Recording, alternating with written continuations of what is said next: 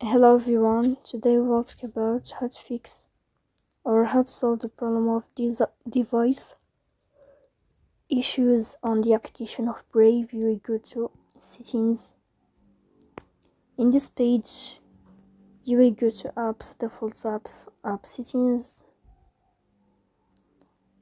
On above, you will search about Brave and you will click here. In this page of app info, you will click on first stop and you will click OK. Then you will enter to the window of storage. Here you will click on clear cache, but pay attention, don't click clear data because that can delete your account. In the end, you can turn off your phone and you can wait a moment to restart your phone again. So please don't forget to support us by like and subscribe. See you next time.